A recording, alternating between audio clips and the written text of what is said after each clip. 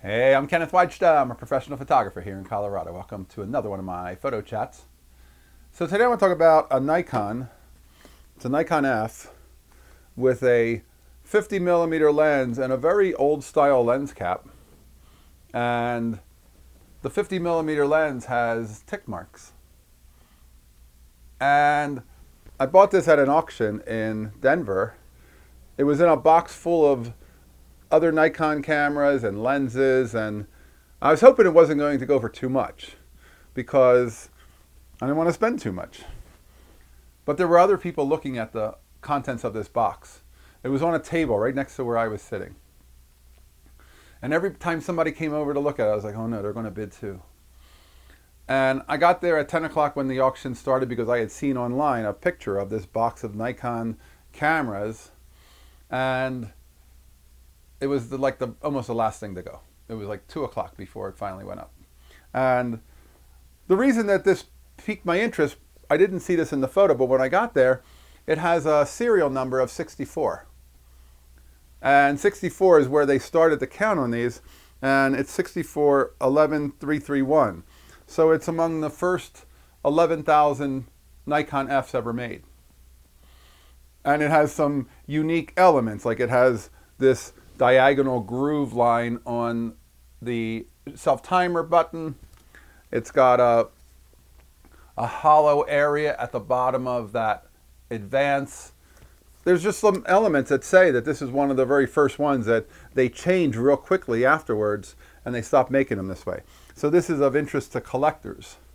It's also interesting for me to shoot with it, but it's one of those things I thought, well, maybe I could get it, and maybe I can find a collector who would really be interested in it. And I was hoping not to spend over $300 on this box. And they sold all the other things inside, including all the furniture and all the artwork on the walls and all the rugs and all the other stuff that they had for sale. And when this came up, never before had anything gone into a ping pong auction bidding war. But of course, the one I'm looking for did. And so they started the bidding at $100. Nobody bid. They went down to 50, then 25, and then somebody jumped in. So then I jumped in. But we were going in intervals of 10 at some point. So it was almost like on 50, then 60, then 70, then 80. And it kept going. And I knew the guy who was the guy who looked at the box. I knew he was going to be the guy who was going to be bidding against me. And I never looked over at him. And every time they turned back to me, I would just nod and keep the bid going. But then it went to 110, 120.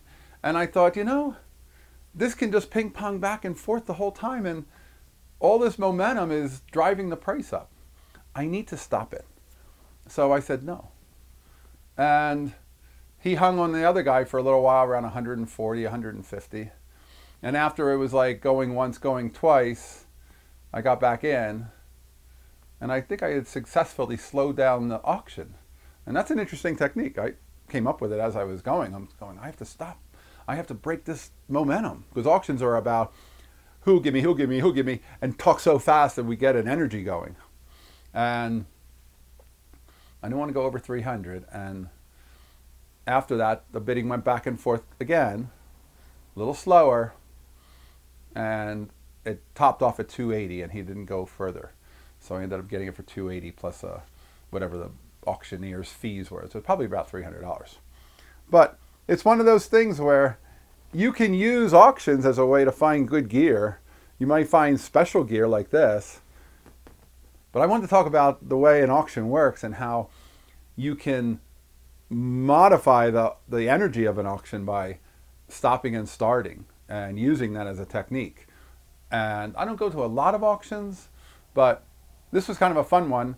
It was a Sunday afternoon. I had nothing else to do, so I took a drive down, and it was one of those things where that box of cameras, there was also an FE2 in there. There was also a few Nikon lenses, including a 105 macro, 2.8 autofocus. There was a 200 to 400 Tamron lens. There was a few other lenses and accessories in there. So there was actually quite a find for that price. I don't usually spend $300 on anything, but that was one of those deals where it was like, well, there's a lot of stuff with this, and this one has that specialness that somebody's going to want because they just want to collect it because it's so old.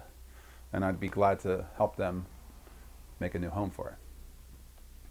All right, that's today's photography talk. Or I'll end up using it and I'll never sell it because it's one of those ones that I just love, that Nikon F finder, and it's got that 100% viewfinder. It's just a beautiful object to work with. So yeah, I'm going to put film through it before I sell it.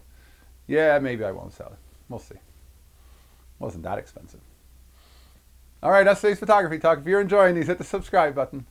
If you can support, hit the Patreon. Thanks to all of my supporters. I'll be back next time. We'll talk more photography. As always, here's the good light.